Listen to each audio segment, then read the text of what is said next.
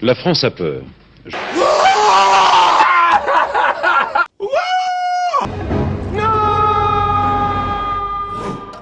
Le monde est fou, les gens font peur, et ce n'est qu'un début.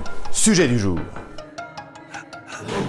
Face à nos trous de culture et autres hésitations sommaires, il est communément admis que quoi qu'il arrive, Google sait. Internet est le palliatif exogène, dispensant du moindre effort notre faconde, prosaïquement décatie, devenue valétudinaire à l'heure du numérique pour tous et de la culture pour personne. En gros, il fera vilain avant que le Pékin moyen ait besoin de se racler la soupière tant que son téléphone pissera assez de confiture pour lui permettre d'être prophète en son bistrot. Quant à la vérité, on se contentera de l'avaler sans jamais la bousculer.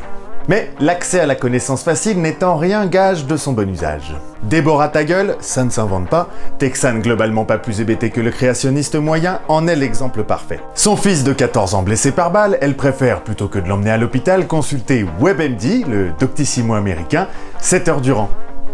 Par souci d'économie, certainement. Non mais moi qui suis docteur, je peux vous assurer que ce genre de site n'est pas à prendre au sérieux.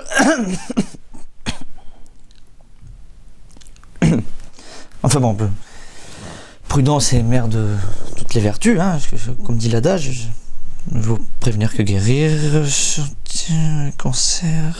Polémique d'un jour, polémique toujours. Sautant sur ce fait divers texan, la presse excite l'opinion et toute griffe dehors, la meute se met en quête d'un coupable sociétal. Le fils de Déborah a été blessé par un voisin de 24 ans qui jouait dans le quartier avec un revolver. Normal. Mais pas un mot sur le contrôle des armes à feu. On est au Texas, for God's sake. Qui va s'occuper de ces salopards d'envahisseurs guacamole si l'État nous chourave nos armes? Déborah a été interpellée pour avoir laissé saigner son fils 7 heures sur la moquette. Normal.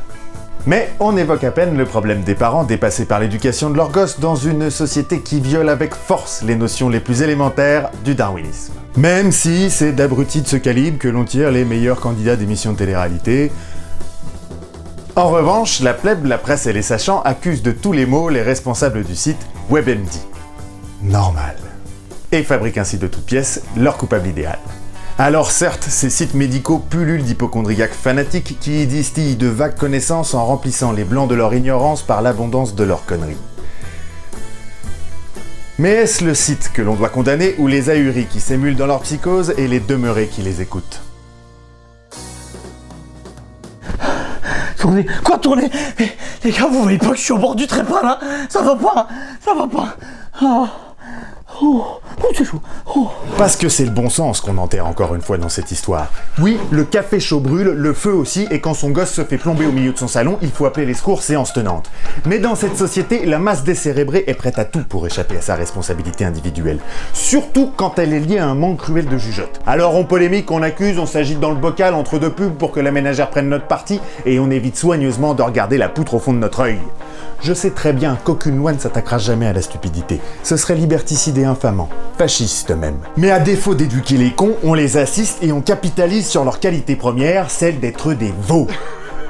Quoi? Ça vous amuse de me voir vociférer contre la connerie ambiante? Vous êtes pas tellement mieux, vous qui vous sentez pas visé. C'est ça le problème. Personne se sent jamais visé sur cette planète. Et toi, fais pas le malin dans ta régie. Faut quand même être con comme une chef pour financer une émission pareille. Quoi, je dépasse les bornes? Je vais t'en montrer, moi, du dépassage de bornes. Je vais t'en putain de enculé de lecteur de bordel de...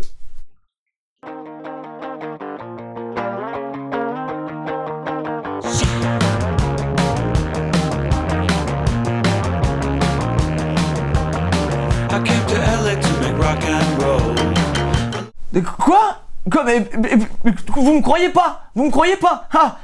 Mais pour le... Là, hein? Voilà, mais j'ai de la fièvre, 38. Hein, voilà, les pieds moites, les oreilles brûlantes, voilà, j'ai ça. J'ai aussi, j'ai ça. Et, je vous mens pas, les gars? Les gars? Oh!